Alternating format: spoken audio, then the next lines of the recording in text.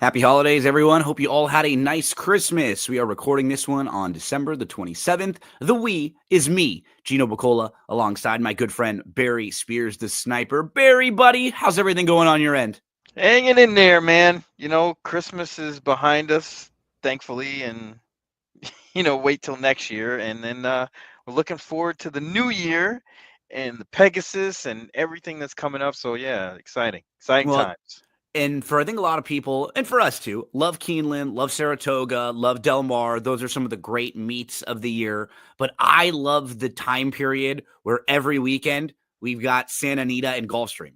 I Yes. love I love this time of the year. And I know for you, Gulfstream's home. For me, Santa Anita's home. And I love when we just start getting into this. Hey, every weekend we know we're going to have a good card at Santa Anita, a good card at Gulfstream, some big racing there. They have wagers that they'll start opening up again between those two tracks. We have big pools. And coming off of a day yesterday at Santa Anita, I was out there on opening day.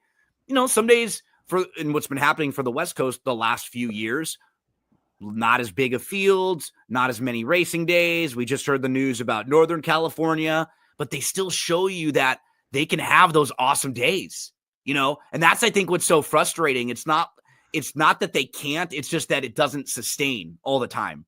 Hopefully we can build off the momentum. There were 40,000 plus people there yesterday. It was a great day at Santa Anita. It really was. Yeah, it looked like the weather cooperated. Everything was great, man. Safe For too. Horses day all after. came back safe, which is key. Gambling was good. There were some big stars like Johannes and She Feels Pretty. And then you had like JB Strikes Back and Copian, 35-1 and 15-1 horses. So you got that combination of the good betting and the big prices, and then also the stars showing up. And that was yesterday at Santa Anita. Now we focus this weekend on Gulfstream Park because we're going to see White Barrio, the 2023 Breeders' Cup Classic winner. He's going to be the headliner in the Grade 3 Mr. Prospector. That's the feature on Saturday at Gulfstream. That's where we will head out for the late pick 5. We're going to talk races 7 through 11 at Gulfstream Park. Remember, there's a lot going on right now over at Daily Racing Form, DRF. They actually also have a big sale right now that you can take a look at all the way through January the 6th. We can get the details on that New Year's sale, 15% off when you use the coupon code NY2025. So check that one out. Barry, you and I are going to check out the Gulfstream Saturday card, starting with race number 7. So we'll kick it off, Barry, going a mile and a 16th. We have 2-year-old fillies. And I thought it was kind of a tricky race because they're going long. So these are these horses early on. We've got the one Burnham Square, I think, who's going to take a good amount of support coming in off a third-place finish. Was only beaten 3/4 of a length. That was at Churchill Downs last time out. Stepped up after facing a little softer group at Keeneland. The Pletcher, first-timer, will take money, but not easy to debut going long. Those two are like the top two. I kind of like the 5 a little bit because there's not that much proven speed in here. At least I know he can be forwardly placed, kind of sit and maybe pounce a little bit. Where do you want to start in race 7? Yeah, I went through this field a couple of times and it was tough. I have to It say, is because tricky, yeah. they all kind of look the same in a sense. But what ended up happening is I really couldn't get around the one horse. I think everything is going this horse's favor for this race, meaning that blinkers on will definitely help. I think getting into this race a little bit earlier will be better for that horse. And they're And the just rider, not, it's not that strong of a it maiden isn't. special weight like this. So when you see the horse may have stepped up and maybe they debuted him against a little bit softer, those like high level maiden claimers, it doesn't really bother me that much in this field because there's just so many question marks with the rest of the field. Right. Getting blinkers. And then if you look through the rest of the field, it's sort of suspect. Like the Yeah. 5 onrush is okay, I guess, but I don't really know if this horse really would want to go long. The key is Uh, for him, can he transfer to the dirt? And the reason why I'm going to at least throw him in is when you look at the one who we pointed out, hasn't been quick. Hopefully the blinkers will help. The 2, first-time starter, a lot of times when they debut these horses going long, it means they're not that fast early because they're just not quite as quick. yeah, They know right. that they want to be a little Like they want to be more of a distance type horse. I wouldn't be shocked to see the 2 not really the fastest in the world. We don't really know with the 3. The 4 hasn't been quick, and the 6 hasn't been quick. The 7 showed a little bit, but I don't know how good that horse is overall with the form. Kind of doing the process of elimination. I got Right. like And like I got to at least throw the horse in because he's at least shown us a little bit of speed, you know? yeah, and I understand that in this race, but if you look at the body of work that Todd Pletcher puts together with races and horses like this, you got to think that The horse is the, live, the the instructions are go to the front and just go. especially with Just this run them field. off their feet. Yes. Yeah. And that's why I think that horse probably might be a little bit better than these, because if this horse can get to the lead, I don't see anybody that could pass really. I mean, maybe And the one, and that's really that. and After that, it's just about anybody. and being a first time starter, there is that ceiling that is higher than the horses that we've seen running here. There's just that built in question mark, which could be a major positive for him. So, yeah, I wish I could get a little more creative. I kind of had it down to like, I think the really obvious horses is 1, 2, 1, 2, 5, 5. the, And the top this, three. the horse I wasn't sure with, and I did a preview earlier with Pete Rotondo of this race, and we talked both about the 4 a little bit. He If we knew there was going to be a little more speed in the race, I'd really like him because he's shown some progression. He's stepping forward, and he's got a little bottom when it comes to going a mile and a 16th compared to the rest of the field with his 3 races. I just don't know if the race is going to set up for him because we're Well, talking about how there's not all that much early speed. that horse in particular lost to Cool Intentions, who came back a couple weeks ago and ran pretty good. Um, Yeah, was a winner, and, beat first level allowance company and earned a 77 buyer. and that horse wasn't too far off that, so Yeah, I wouldn't say word on the street is out of the question. yeah. It's just this race doesn't really set up That's the key. The for his progression's there. style, like you We've said. we've seen him improving, and overall as a horse, I don't mind him. It's just will he get the trip he needs in here? I mean, if the 2 comes out running, and maybe they with Zayas jumping aboard the 1 with the blinkers on, and they say, "Hey, let's see if we can get aggressive." And then all of a sudden, if the 1, 2, and 5 were all kind of pushing each other, now even and then you got the 7 maybe from the outside trying to stay. So now you could have maybe 4 horses going. Then you could see a world where the 4 gets into it. But that we're projecting a lot there. Yeah, You I know what I was gonna mean? Like say, I mean, you I'm gotta weigh what the percentages of that versus the happening in this race, and it's exactly. probably not as high, but you would want to get your price. That's all that tells me, is you want to get your price on the 4, word on the Yep. street. Totally agree. You don't want to, take like 9 4 to to 2, 1 right? on a Exactly. horse like this in a race like this, where you know that this horse is up against it. He needs So to be yeah, 6 and above for me at the yeah, very least. Like where he is makes sense. 8 to that's fair. 10, Hmm. that's about fine, but you just don't want to take less on him. In a tricky race to start this late pick 5 when you have this first time starter you don't know a whole lot about and then some horses here who've been okay. Can they progress? Can they take the step forward? Not the easiest race to start the late pick 5 sequence as we move to a 5 furlong turf sprint going next. This one is for fillies and mares, 3-year-olds and up. We have the Abundantia. And I mean, going through this field, Barry, you have the 1, Mrs. Gambolini. She can sit a little bit, but the rail draw might make it tough. The 2, Wide West. She wants to go. The 3, American Starlet. She wants to go. The 4, Moonlit Lady. She wants to go. The 5, Just Care. She's very quick. She'll be pushing the pace. The 6, Shoot Out the Lights. She doesn't want to be far out of it. Shoshana, the 7, she doesn't want to be too far out of it. I'm About to Go. See a lot of 1s there with I'm About to Go. She wants to be fast for Wesley Ward. Truian, another one, wants to be right on the lead. So you go through this field, it's 5 for a long turf sprint. You'd imagine most of these horses wanting to sit close and be forward, but there are a lot of horses who seem like they want the lead. They kind of need the lead. I was looking for some of the sitters in here. Yeah, I mean, it's only natural with all this speed in here. Obviously some horses aren't going to be able to be wrangled back anyway, and others might be. Um, when they all look the same like this, I tend to fire away at long shots, Yep. because they don't have any real disadvantage that the favorites would have an advantage with. They all kind of look the same. I think If if Twirling Queen drew better, probably would have more of an advantage than because she anybody sits else. the trip we're talking about, Hmm. right? Like she can be close and she can pass. It's just, will she be able to from way out wide? I think she might be able to, And she but might, you know. I think the horse inside of her is really, really interesting, though. I like the Uh, two both inside the two inside of her both. I completely agree with you. I thought the 10 and 11 could both get the same type of trips we're looking for at big prices.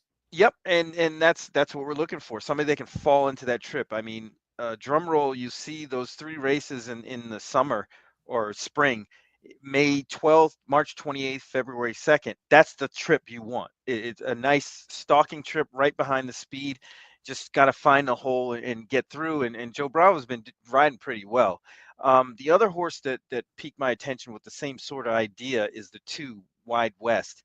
Um, I don't really think this horse wants the lead. I think this horse was on the lead a few times and won one of those times on the synthetic. But I think this horse can really get the trip because it's going to get in front of Miss Gambellini and really kind of have to pick his spot. Edwin Gonzalez is going to have to pick his spot, but I think he can, especially after the outside horses kind of line up and try to go Save the after the ground lead. right behind in that next Exactly, year. and this one falls into a great trip, 15 to 1. I gotta put this one on. Wide West at 15 to 1. In Miss Gambellini, if she was drawn some more to the middle to the outside of the field, I would give her a shot because she can sit. And it's just going to be a little bit tough for her. It really could in this She field. might have to go all the way around horses this Everybody. year. Yeah. Yeah, there might be 4 or 5 horses lined up in front of her where she's got to pick. If she can't get through, then she might be a little farther back than she's used to if they want to go that route and just grab a hold early. So I respect her ability as a horse. I'm just a little concerned about the spot here with her. The 10, though, makes, I mentioned a little earlier, I think she makes sense to me, too. If you look at Karaya, so let's use Twirling Queen as kind of the horse to beat. She wasn't far behind Twirling Queen. And maybe she can get a slightly better trip in this race at a way better price. Just being a little bit to the inside of Twirling Queen with some speed can also finish. That race at Gulfstream was very, very good. You can toss the race going a mile. That's a little bit too far. Everything else really makes sense. She'll make her second start back. I could see her having a pretty nice trip in here. It's kind of bizarre that she hasn't really run all that great on the turf. Except for She's the kind of bred debut, I for it. know. Yeah, the debut Yeah. was good, but usually a lot of times the horses that they're just superior than their competition, so they could just Exactly. win on anything at that point, being a maiden. Um, I don't know. It's a hard read with this horse because the horse has some back clasp and kind of running against some really good horses like Dancing Duchess, Twirling Queen, who we mentioned just missed. Um, Beating that horse. So I don't know. That's a tough read. I would demand a price, but it might be tough in this situation getting IRAD on. That's the key. You don't want to take it's the You same sort of thing like might get bet. don't want to get bet too much here because otherwise you're going to be in a little bit of trouble. So yeah, I looked at the 12, obviously could get a trip from the outside, but the 11, I'm using drum roll. I'm using the 10 Karaya. Barry mentioned the 2 as a fair price. And then I just didn't know what I was going to do with the 1, Miss Gambellini, who I could see winning, but same sort of thing. Like if she's 3 to 1, like that's just a little bit short for what she might need in here. So nice 5 furlong turf stakes is the second leg of the pick 5 sequence. We flip the page to the synthetic handicap, the $100,000 synthetic handicap that we've seen pop up a lot of times in these late sequences at Gulfstream. This was a pretty tricky one, kind of going inside to out. A lot of horses you can make a case for, horses that like the synthetic in here. I'll start with one, Barry. Yamato, I think just makes a whole lot of sense overall. This horse loves Gulfstream synthetic. This horse doesn't show up with a lot of bad efforts. When he does, he's probably just in a little bit tough, like in the United Nations against Grade 1 company, even the Louisville, probably a little over his head there. Everything else kind of fits, makes sense. And that's the kind of level he's at right now. He'll make the third start off a year layoff. So he was off from September of 2023 all the way to September of 2024, showed back up a year later in the exact same race, ran third, needed that race, and then took a nice step forward last time out. And his ceiling is very, very good. Zayas jumps aboard for Maker. I think he fits well in here. Yeah, I had the notion that this horse actually might go off favored. Completely agree. I think he's going to get bet. Yeah, probably would be second choice if anything. But there's other horses in here that Oh, yeah. that can do some good work, and I'm under the impression that this race isn't going to be very fast up front early. And the one horse at a huge price, at least morning line wise, American Speed, I think might have a little bit of a pace advantage here, especially on the rail, especially against this competition. I mean, this horse has been running and knocking heads with these horses all along, especially in the last race. I think that sets up this horse to run big tomorrow. This is a really, really tough race again because all of the horses kind of look the same. They They do. all probably want to do the same thing, and synthetic plays the same way. So, having that little bit of a pace advantage might be all the difference in a race where it just looks really, really slow up front. It's hard to go through a race like this and not mention the 5, Fly the W, who just Oh, loves he's to win razor sharp races. at all times on the synthetic. Even when it's like he is disappointing, he's finishing second and third. All levels, right? it doesn't matter what level he's at. No. I mean, as long as it's synthetic, this horse runs. He fires each and every time. And so if he drifts way up and he's a big price, he's one that Well, you probably. He's the one that I think is really interesting in this spot because he can be way Anywhere. back or he could be closer up. It's just a matter of where What Louis they choose. Saez wants to put him. But having Louis Saez on this time kind of tells me that they want to be closer up because they know this pace isn't going to be too hot. Yep. Because I wouldn't want to put Louis Saez on a dead closer. Not that he couldn't do it. I know his strong suit is putting horses into the race. Flight W gets off at 10-1. He might be a really, really good bet here. And the horse who beat him last time out kind of has some versatility too. He's parked out wide, but he's just been in really nice form. He transferred nicely over to the Gulfstream Park and the Presque Isle synthetic. So I'm looking at him as if he doesn't get parked too far, he's kind of in that range of prices I'm looking for. I think he fits pretty well in that 6 to 8-1 range. Yeah, this is a race that when we were building a pick 5 ticket and I was doing this preview with Pete Rotundo, we ended up like looking at both. We singled in a couple spots of like the chalkier singles. This race, we went all but the 8. We just kind of went all looking for a price and chucked out the horse who we thought was going to be favorite because it was such a difficult race. And this is almost a dart throw. It is because look at I still can't get away from the 1 here because this horse was off the claim in a low level condition claimer and just turned it around and basically almost won 3 races in a row and gets into this spot, draws well. And it's probably going to be a big price. I doubt 30-1, but 15 or 20. Yeah. Yep. Absolutely. A lot of directions you can go in this one. I mean, the 2 and the 3 are both logical, but we're looking for a little bit bigger prices than them. Best of luck in this synthetic grab bag, race number 9 at Gulfstream Park. We flip the page to the grade 3 Mr. Prospector, 7 furlongs on the dirt at Gulfstream Park. And the headliner here, the Breeders' Cup Classic winner from 2023, White Abario, who had a really disappointing start to the year, didn't fire in the Saudi Cup, didn't fire in the Met. Kind of felt like he might be done. They gave him plenty of time off, didn't point to the Breeders' Cup or any of the really, really tough races. And they figured if we're going to get him back on track, let's get him back home where he's run his best races. Let's get him in a soft spot and see if we could build the confidence. As far as managing of the horse, I think they've done a really good job to get him here after a couple of the clunkers earlier in the season. And I mean, this is where he's been his absolute best at Gulfstream Park. And it's funny, the conversation with him used to be, could he get the distance when he was a Oh young yeah, horse? Remember, it yeah. used to be like, He can he could go? pass. He Can could he go pass far horses. enough to Yeah. win the Florida Derby? Now cutting back to like 7 furlongs and a mile, this is a really good distance for him too. So generally, I'm trying to beat horses like this, and they're trying to set him up for the Pegasus. But I mean, you have to start with him and what you're going to do with him in this spot. Yeah, I mean the race definitely goes through White Barrio.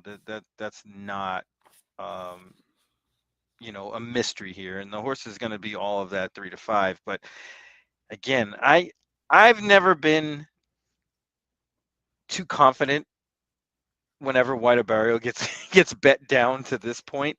Not that he hasn't delivered, because he really has. But you like playing him as more of the price horse with a Right. little bit of value versus the horse that, I mean, you're right. He hasn't been in this role all that much either. No, no, he really isn't. He's kind of the hunter rather than the hunted, and Yeah, in this spot, I think he might be a little bit vulnerable. I really didn't. I wasn't too enthusiastic about his win. I know he won by 10 in that optional claimer 62,000. It's just amazing that he was in that race to begin with. Um, but clearly it was a prep. But I think a horse like Illuminaire, the 9, has a lot of upside in this race. Um, Pletcher does well with these types. These horses that are improving, that want to stretch out, maybe want to go longer. But this horse, he's got the chops to win this race. He just needs to prove it. And getting 10 to 1 on a horse like this, uh, I think is really good value, especially since Henro, who won the Harrods Creek, came came back back and won today. today, in a real good race at Oaklawn. And I liked Henro a lot. And Illuminaire finished in front of a horse named Valentine Candy there, who's actually very, very nice. Very An good, yeah. 8-time winner and a really good stakes sprinter. Here's Henro. His race from today isn't quite up yet. Yeah, the key for me in this race is if I'm trying to beat a Barrio, the 2 would be the 6 and the 9, Mufasa and Illuminaire. I just hope I get the prices I want. Like Illuminaire 6 to 10 to 1, I'm fine. And Mufasa, I hope they don't get bet enough, because I'm looking at it like, if I'm trying to beat White Barrio, I do want some value. So I'm hoping they do offer that, because Illuminaire is lightly raced with some upside. He'll make the 3rd start off the bench. There's a lot of positives, unless he gets bet for Pletcher off the connections. And then Mufasa, I think, like, I'm still not quite sure how good he is, but this is a way better spot for him than going in the Breeders' Cup Dirt Mile, which I thought was it was a little head scratching to me. I would have much preferred him in the sprint. Like, I didn't think the sprint was that tough of a field either, and going a little bit shorter, he was best. He won the Vosburg this year. It was not a strong Vosburg, but his form overall is pretty good. I thought those were kind of the next 2 if you're trying to beat White Barrio. And then what do we do with the 1, Barry? I like the 1. That's the horse that could be any kind in this race. Right, total wild card, right? Especially at a price. I mean, going from synthetic to dirt for the first time, you obviously want to get your price. But this horse has proven to be pretty talented. Patches O'Houlihan, we just missed, is a really, really fast horse. I know he didn't run that well in his last outing, but that horse is awfully fast and went for the money. Even on the turf, this horse ran pretty decent against some pretty decent turf horses. So I wouldn't say I would definitely give this horse a shot. My only issue is I think this horse might get bet a little bit more than I would want. The pedigree says dirt should be fine. Dam was a 7-time winner on the dirt, but it's just the synthetic and maybe the rail in a big field like this for a first time on the dirt. But for as far as what he's done, he lost to a horse named Patches O'Houlihan, who's very, very nice, like a legitimate graded stakes sprinter. When you look at what he's done overall, he's an 11-time winner. So there are some real like wild cards, I think, in here after White Barrio. My only, I guess, real piece of advice would be, like, if you're playing this race individually versus the pick 5, it'll be a little bit easier to play, because I'm going to be able to find a horse who I know, okay, Play Me a Tune didn't get bet. He's 12 or 15 to 1. He's the value here. Oh, you know what? Mufasa didn't really get bet. He's 6 to 1. I kind of like him there. But if any of these horses get bet a little bit, it's probably more than I'd want to play them at. Yeah, You know what I mean? yeah, So I'm kind especially of the way curious the which morning one. line's shaking out. Um, Yes, I'm kind of unsure which one will hold as like those are the three horses I'm looking at though as like okay, these would be the other ones that I'm going to use along with the Barrio in some way, shape, or form. However, I'm building my ticket. These would be the others. Um, anyone else here on your radar other than the ones that we've mentioned? I thought Real Macho might be Yeah, interesting at a big price. He's training really well. He's won races similar to this in the past, and he loves Gulfstream. This is where if he's a feast or right, famine. this is his best place, and if he gets a good trip, he might be tough. I mean, this horse has the speed to get this done. He's knocked heads with the best of them, and I wouldn't give him a shot.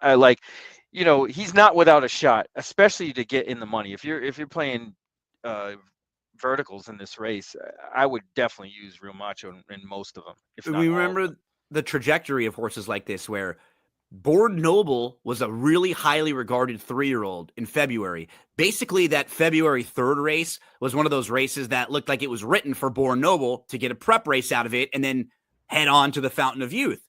But Real Macho said no. He actually won that race at 26 to 1 here in an 87 Buyer speed figure, and he went into the Fountain of Youth at only 5 to 1. But the way that race shaped up with Dornick, he didn't get them. any pace to run out. Remember, there was all those scratches Yeah. in that race leading into it, so it ended up only being a field of 5, and Dornick was just kind of cruising and getting a soft trip. Then in the Florida Derby, he ran into Fierceness when Fierceness freaked. Then he went over to Pimlico. He was on a muddy track. He then came back to a sprint or at Gulfstream, wins a stakes race. So I think you can like point out the spots where he's run well. I would not be shocked to see him run well in here at all. David Aragona had thrown him in one of his selections. I'm not sure I don't think he had him on top. I think he had him second or third, but definitely thinking he could fit here.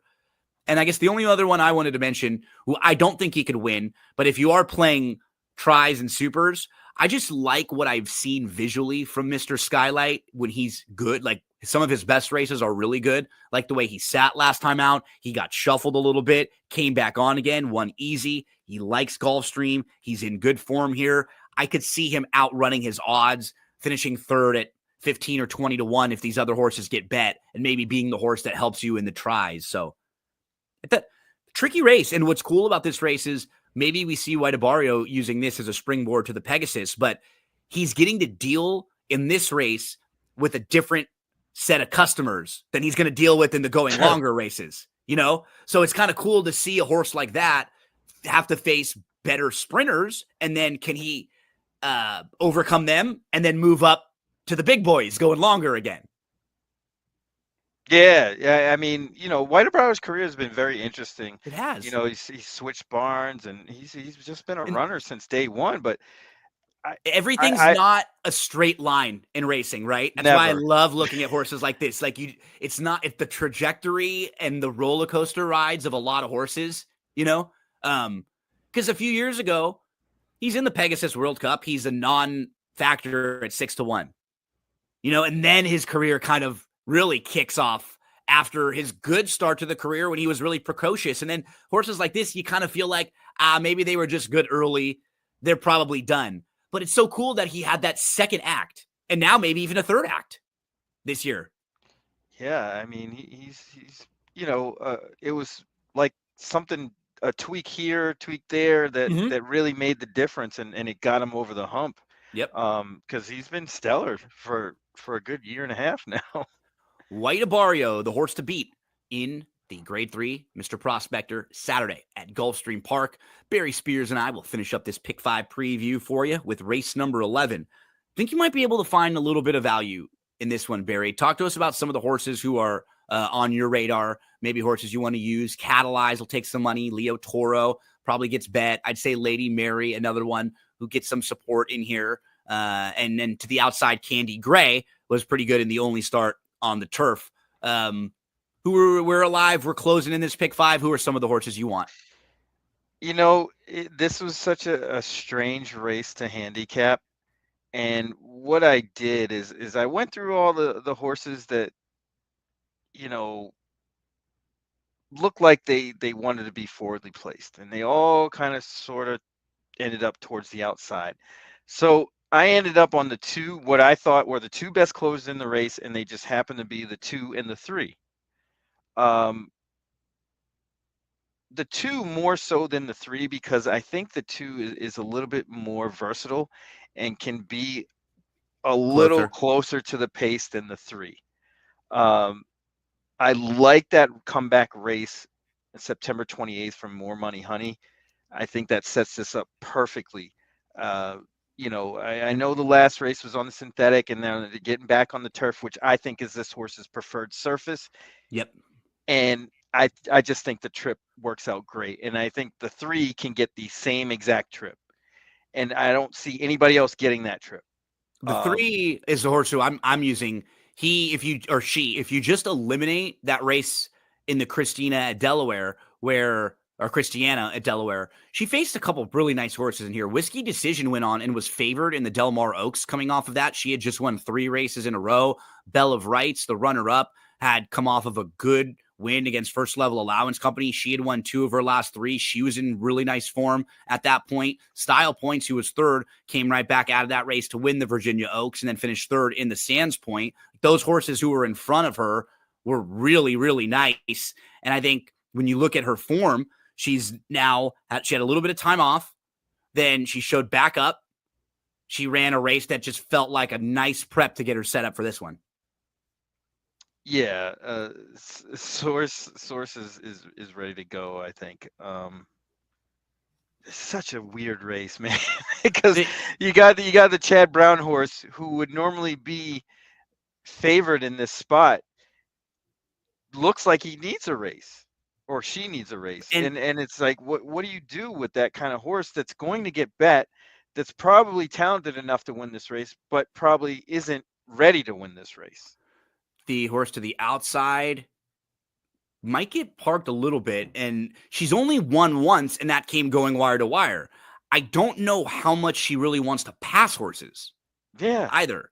So like she sits, and maybe she can be forward, but she's a little bit tricky. I want to mention a price just coming off of a race that I will pull up real quick to show. The 1 Aspen Dawn. So she was in a spot just like this last time out. And she is the 4 that we're going to watch in here. So she doesn't really show it all that much, but she got blocked completely. What's up, Pete? How's it going? We see her. She's the 4. So she's going to drop back towards the back of the pack. She's 9th of 10, and she's going to be pinned in a little farther on here to where she just can't go. You can see even the 9 is kind of holding her from moving all the way through. And she's right here at this spot for a lot of the race. But there's a point when she moves all the way up in the early stretch, and she's moving right on the inside, and she gets completely sawed off. So she's traveling well here still, but she just needs some racing luck. She needs some of these horses in front of her to move, to tire, to try to go a little bit wide. She's waiting here. She's still not in the picture. Watch how quickly she goes from here to right into contention with this field. I was looking at the running line, and I kept thinking it was like a mistake because it looks almost like it's wrong. Look at right here. The corner really she's good. Right on even terms with everybody. She's moving, and she just can't get all the way through. It's just too tight for her as the 2 hits the lead. Now, maybe she doesn't win the race because there's a couple horses out there, but instead of finishing 8th, she probably is third, right? Or a lot closer than that. You just don't see a running line where you have a horse move from 7 lengths out of it to on even terms with the field at the next call. I think she's sneaky in a race where we don't love a whole lot. I'm throwing her in the pick 5 for sure to save all the ground and hopefully come running. Yeah, I think the rider may have learned something. Yeah, and that's why we get Jaramillo. That's why we get right? something else. Yeah, because really, if that horse doesn't cut the corner that tight, probably had a lane to run through. Around. Right. Absolutely. You could pick and choose and go middle or and all the way around. that's where the mistake was. Yep. Not without a shot. I mean, this horse's run figures That aren't, comparable. right? That are pretty Just close needs to a a lot of the trip. rest of the Just group. needs some luck. That's all.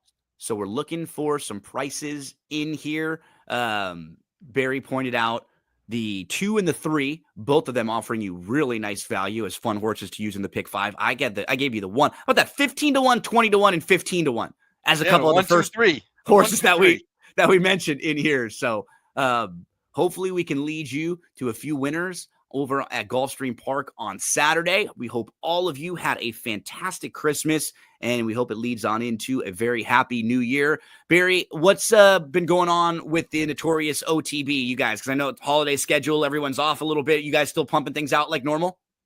We actually had one show this week, but we're going to be back on normal schedule, 2 to 3 every week here on out.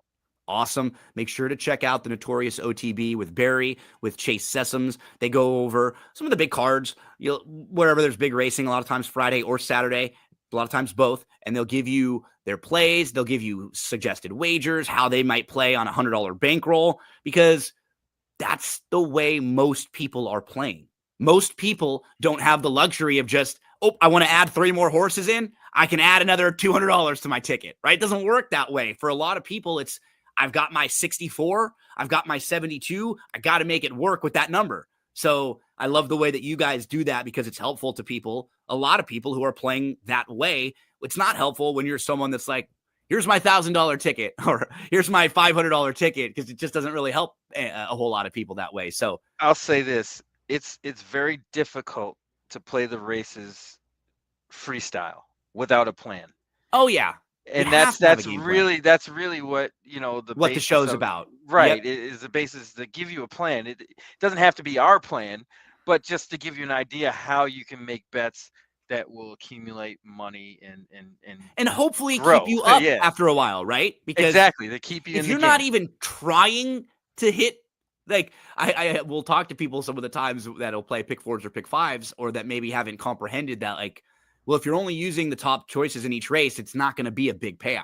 Like you're not going to hit for 5 or 10,000 a lot of the time. So if that's what you want to do, you take the swings, you're smart with it. Barry and Chase will lead you in the right direction. My friend, it's going to be a fun couple months for us now with a lot of Gulfstream, a lot of Santa Anita to be looking at each and every week. Hope you and your family have a great new year. Don't forget, everyone, that New Year's sale rocking and rolling right now. All of the past performances, clocker reports, the DRF picks, everything you use at Daily Racing Form, drf.com, 15% off with the New Year's sale. Barry, buddy, thank you so much again, my friend. Look forward to chatting some racing with you next week. Always a pleasure, my man. Everyone, if you're watching on the YouTube, if you can, subscribe down below or leave us a comment. Let us know, who do you like this weekend at Gulfstream Park? Anyone that we're missing in any of these races? Anyone that you agree with us on that you're also going to be playing? We'd love to hear from you. Thanks so much for hanging out with us. Hope everybody has a fantastic weekend. Let's hear from Joey Cleveland.